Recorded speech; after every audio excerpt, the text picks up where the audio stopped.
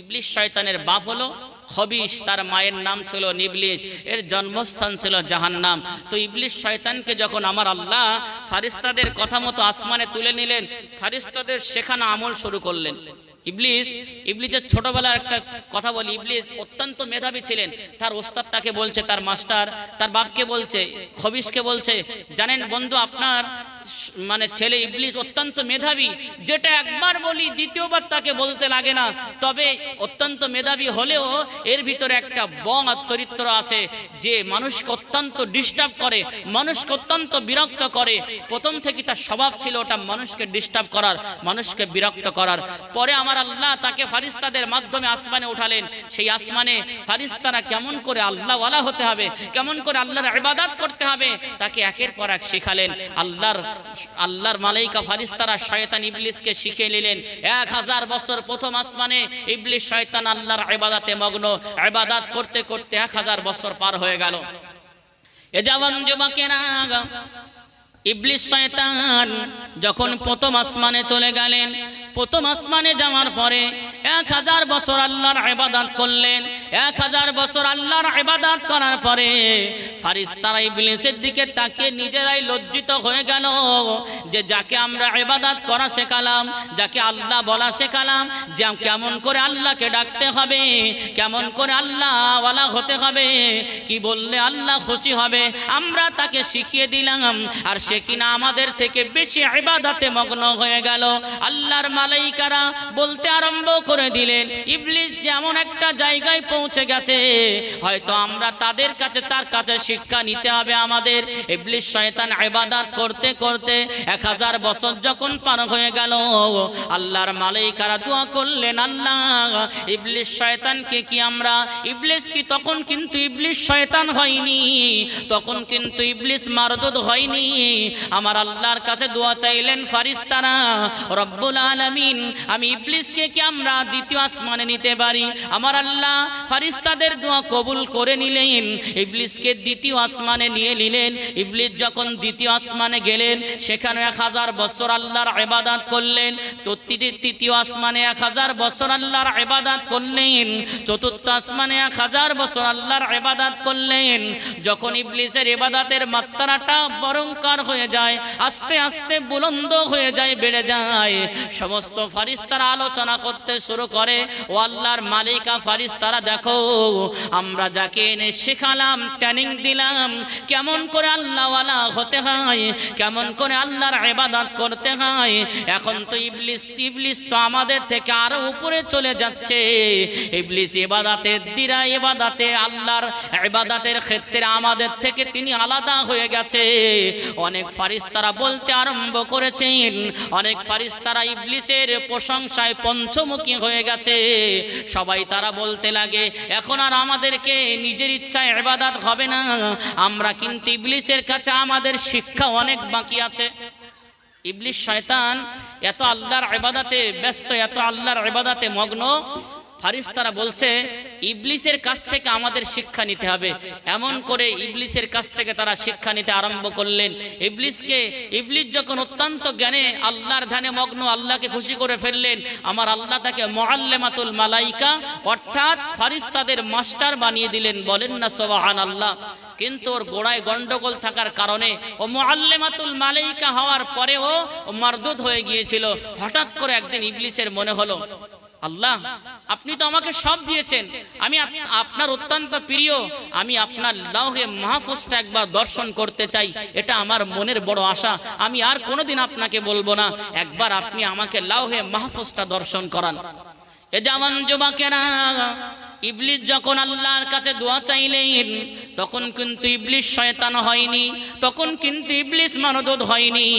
তার মনে আশা হলো লাউহে মাহফুজটা দেখবে। আল্লাহর কাছে দোয়া চাইলেন, ও রব্বুল আলামিন, আল্লাহ আপনি আমার দোয়াটা কবুল করে নেন, একটাবার আপনার লাউহে মাহফুজটাকে আমার দেখান, আপনার লাউহে মাহফুজটা আমি দেখতে চাই, আমার মনের এটাই বড় আশা, আমি আর আপনার কাছে কিছু চাইব না। আমার আল্লাহ ইবলিসের দোয়াকে কবুল করে নিলেন, আমার আল্লাহ ইবলিসের কথাকে কবুল করে নিলেন। হযরতে মিকাইল আলাইহিস সালামকে আমার আল্লাহ ওয়াদা দিয়ে দিলেন। আমার আল্লাহ হযরতে মিকাইল আলাইহিস সালামকে বললেন, এ আমার মালাইকা মিকাইল, এ আমার ফারিস্তা মিকাইল, যাও যাও, আমার ইবলিস সে আমার ইবাদত করেছে, আমি আল্লাহ তার ইবাদতে খুশি হয়ে গেছে, যাও সে আরশ মুআল্লাটা দেখতে চাই, আমার লাওহে মাহফুজ আরশ মুআল্লা দেখতে চাই। ও আমার ফারিস্তা মিকাইল, যাও আমার ইবলিসকে নিয়ে আরশ মুআল্লা একটু নিয়ে যাও। ওর মনের বড় আশা যে আরশ মুআল্লাটা দেখবে, লাওহে মাহফুজটা দেখবে। আল্লাহর মালাইকা হযরতে মিকাইল আলাইহিস সালাম, আল্লাহর যখন নির্দেশ হলো, আল্লাহর যখন অর্ডার হয়ে গেল, আল্লাহর যখন হুকুম হয়ে গেল, আর দেরি করলেন না। হযরতে মিকাইল আলাইহিস সালাম ইবলিসকে নিয়ে আল্লাহর আরশ মুআল্লায় চলে গেলেন। ইবলিস যখন আরশ মুআল্লায় পৌঁছে গেলেন, আরশের দিকে এদিকে ওদিকে তাকিয়ে তাকিয়ে দেখে, হঠাৎ করে ইবলিসের চোখটা আরশের একটা সাইডে পড়ে গেল, যে জায়গায় লেখা ছিল লানাতুল্লাহি আলা ইবলিস, যে জায়গায় লেখা ছিল আল্লাহর একজন বান্দা, আল্লাহর একজন বান্দা সে আল্লাহর ইবাদত করবে, আল্লাহর খুশি করবে, আমার আল্লাহ তার প্রতি খুশি হয়ে যাবে, এবং তার সামান্য একটা কাজের বিনিময়ে আমার আল্লাহর লানত প্রাপ্ত সে হয়ে যাবে, আসমান এবং জমিনের মালাউন নামে পরিচিত হয়ে যাবে। ইবলিস শয়তান, ইবলিস তখন শয়তান নয়, ইবলিস তখন যখন আরশ মুআল্লার দিকে তাকালেন, ওই লেখাটার দিকে যখন ফলো করলেন যে আল্লাহর একজন বান্দা শুধু একদিন দুই দিন নয়, 100 লক্ষ বছর, 100 লক্ষ বছর সে আল্লাহর ইবাদত করবে, আল্লাহর মনোনীত হয়ে যাবেন, কিন্তু সে এমন একটা কাজের বিনিময়ে আমার আল্লাহ তার প্রতি অসন্তুষ্ট হয়ে, আমার আল্লাহ তার প্রতি অসন্তুষ্ট হওয়ার কারণে জমিন এবং আসমানের মালাউন নামে আমার আল্লাহ তাকে পরিচয় বানিয়ে দেবেন। এই লেখাটা দেখে ইবলিস শয়তান কাঁদতে আরম্ভ করলেন, কাঁদতে কাঁদতে আল্লাহর জমিনে সেজদায় পড়ে গেলেন। আল্লাহর জমিনে সেজদায় পড়ে, আল্লাহর জমিনে সেজদায় পড়ে তিনি 6000 বছর যাবত আল্লাহর জমিনে সেজদায় ছিলেন। এখানে সেখানে কান্নাকাটি করেছিলেন।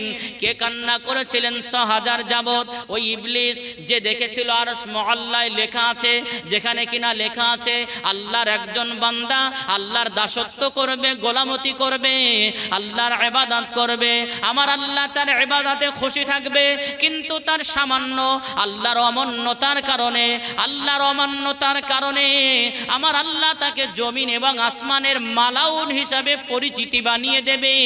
এই লেখাটা থেকে ইবলিসের মনে ভয় হয়ে গেল। ইবলিস কাঁদতে কাঁদতে জমিনের সেজদায় পড়ে গেল। 6000 বছর ধরে সেজদায় ছিল। 6000 বছর পরে ইবলিস যখন মাথাটা উঁচু করলেন, যে জায়গায় তার সেজদা ছিল, এই কপালটা যে জায়গায় ছিল, ইবলিস শয়তান দেখতে পেলেন ওই জায়গায় আরবি অক্ষরে সুন্দর করে লেখা আছে লানাতুল্লাহি আলা ইবলিস, আল্লাহর লানত, আল্লাহর গজব, আল্লাহর অভিশপ্ত ইবলিসের প্রতি নাজিল হবে। আল্লাহ ইবলিসকে লানত দেবে। যখনই তিনি দেখলেন আরো আশ্চর্য হয়ে গেলেন। ইবলিস মনে মনে বলতে লাগে লানাতুল্লাহি আলা ইবলিস, এই লানাতুল্লাহি আলা ইবলিস, এই শব্দটা ইবলিস 1000 বছর যাবত সেই জায়গায় দাঁড়িয়ে দাঁড়িয়ে লানাতুল্লাহি আলা ইবলিসের তাসবিহটা পাঠ করেছিলেন। 6000 বছর পরে যখন মাথাটা তুলে দেখেন যে জায়গায় সেজদা ছিল, সেই জায়গায় মাত্র লেখা ছিল লানাতুল্লাহি আলা ইবলিস। আবার সেই জায়গায় 1000 বছর ওই ইবলিসটা তিনি জপ করেছেন লানাতুল্লাহি আলা ইবলিস। এ জওয়ান যুবকেরা, ইবলিস শয়তান 1000 বছর যখন ওই লানাতুল্লাহি আলা ইবলিস জপতে জপতে পার করলেন, তখনই আল্লাহর কাছে জিজ্ঞাসা করলেন, ও ও রব্বুল আলামিন আল্লাহ, আমি দেখতে চাই সেই ইবলিসকে আমি একটুবার দেখতে চাই। আমার আল্লাহ বললেন, হে ইবলিস শুনে রেখে দাও, ও চিরেই তুমি তাকে দেখতে পাবে, নিশ্চয়ই আমি আল্লাহ তাকে দেখাবো, একটু ধৈর্যের পরিচয় দাও। ইবলিস আবার আমার আল্লাহ ইবলিসকে জিজ্ঞাসা করেছিলেন, ইবলিস শুনে রেখে দাও, বলো তো কোন মানুষ যদি আল্লাহর আল্লাহ হয়, কোন মানুষ যদি আল্লাহর বান্দা, আল্লাহর ইবাদত করে আল্লাহকে খুশি করে, আল্লাহর খুশি করার পরে যদি সে আল্লাহর বিরুদ্ধে চলে যায়, সে আল্লাহর থেকে বড় হতে চায়, বলো তোমার মনের উক্তি কি এখানে আমার আল্লাহ বা আমি কি করতে পারি? ইবলিস শয়তান বলছে, আল্লাহ এই জায়গায় আমি হলে তো তাকে তো মারদুদ বানিয়ে দিতাম, শয়তান বানিয়ে দিতাম। ইবলিস বলছে, আল্লাহ এই জায়গায় আমি হলে তাকে তো গজব দিয়ে, তাকে তো আমি গজব দিয়ে শয়তান এমন একটা জিনিস বানাতাম যা পৃথিবীর সবাই তাকে ভর্ৎসনা দেবে, এমন একটা জিনিস তাকে বানিয়ে দিতাম, তাকে মারদুদ বানিয়ে দিতাম। আমার আল্লাহ বললেন, ইবলিস শুনে রেখে দাও, তুমি একটা কাজ করো, এই কথাটা তুমি তোমার কোন জায়গায় তুমি লিখে রাখো, কেউ যদি আল্লাহর প্রতি শিরিক করে, কেউ যদি আল্লাহর থেকে বড় হতে যায়, কেউ যদি আল্লাহর উপরে মাথা মারতে চায়, তাহলে তার উচিত কি সে আল্লাহর লানত প্রাপ্ত হতে পারে, এটা তুমি লিখে রেখে দাও তোমার মুখের কথা। ইবলিস শয়তান আর দেরি করলেন না, সঙ্গে সঙ্গে জিনিসটা লিখে রাখলেন, ইবলিস শয়তান একটা জায়গায় নোট করে রেখে দিলেন। আল্লাহর মালাইকা ফারিস্তা তারা লাউহে মাহফুজের কাছে যখনই আসলেন, দেখলেন ইবলিস শয়তান সে জায়গায়। আল্লাহর মালাইকা ফারিস্তা, আল্লাহর মালাইকা আরশ মুআল্লায় যখন লেখা দেখলেন লানাতুল্লাহি আলা ইবলিস, এই লানাতুল্লাহি আলা ইবলিসটা দেখে তারা সবাই ভয়ে কম্পিত হয়ে গেলেন। ওই সময় সমস্ত ফারিস্তা মণ্ডলীরা, সমস্ত আল্লাহর মালাইকারা, ইবলিস শয়তান যেহেতু তখন তাদের লিডার ছিল, ইবলিস শয়তান তাদের ওস্তাদ ছিল, মাস্টার ছিল, সবাই কিন্তু ইবলিসকে বললেন, ইবলিস ও আমাদের ওস্তাদ ও আমাদের মাস্টার, আপনি আমাদের একটা পরামর্শ দেন। ওই যে লেখা আছে লানাতুল্লাহি আলা ইবলিস, না জানি আমাদের ভিতরে কেউ না ইবলিস হয়ে যায়। ইবলিস শয়তান ওই লেখাটা দেখে বলেছিলেন, এটা আজ থেকে আমি হাজার হাজার বছর আগে দেখেছি, আজকে তো তোমরা দেখলে, না না না এটা কোনো অসুবিধা নাই। তিনি হাসি ঠাট্টা করে উড়িয়ে দিলেন, ইবলিস ওই লেখাটা হাসি ঠাট্টা করে উড়িয়ে দিলেন, তাদেরকে একটা বুঝ দিয়ে দিলেন। কিন্তু আল্লাহর মালাইকারা তারা কোনো রকম বুঝ নিলেন না, তারা আবারও বললেন, ওগো আমাদের ওস্তাদ, আপনি একটু আল্লাহর দরবারে দোয়া চান, আমার আল্লাহ যেন আমাদেরকে ওই মারদুদ থেকে হেফাজত করেন। ইবলিস শয়তানের কাছে দোয়া চাইলেন, ইবলিস দোয়া করলেন, অহংকার বশত, নিজের তাকাব্বুর আর গরিমা বশত আল্লাহর কাছে দোয়া চেয়েছিলেন কেবল ফারিস্তাদের জন্য। ও আল্লাহ, আমি ফারিস্তাদের জন্য দোয়া চাইলাম, আল্লাহ আপনি ফারিস্তাদেরকে ইবলিস মারদুদ থেকে আপনি হেফাজত করেন। জোরে বলেন না সুবহানাল্লাহ। কিন্তু ও অহংকার বশত নিজের জন্য দোয়া চাইনি, আমার আল্লাহ ইবলিসের দোয়া কবুল করেছিলেন, সেই মারদুদ থেকে সমস্ত ফারিস্তাদেরকে আল্লাহ বাঁচিয়েছেন। শয়তান অবশেষে নিজেই মারদুদ হয়েছেন। ওর অহংকার এমন একটা জিনিস, মানুষকে ক্ষতি ছাড়া কখনো উপকার করতে পারে না। যখন ইবলিস দেখছে মানুষ ফেরেশতারা চিন্তায় পড়েছে, ওর মনে আস্তে আস্তে একটা অন্যরকম মূর্তি এসেছে। মানুষ যখন শয়তান হয় তার মনে একটা আলাদা ভাব আসে। সমস্ত ফারিস্তা যখন তার অধীনস্থ, সবাই যখন তাকে গুরু বলে মেনেছে, ওস্তাদ বলে মেনেছে, তখন ইবলিস শয়তানের মনে মনে একটা উদয় হলো, কোনোদিন যদি এরা মনে করছে, কোনোদিন যদি আমার আল্লাহ অবসর নাই, আল্লাহ যদি কোনোদিন অবসর নাই, আল্লাহ অবসর নেবে বলে মনে হয়? আল্লাহ অবসর, আল্লাহকে ক্লান্ত হতে পারে? কখনো না।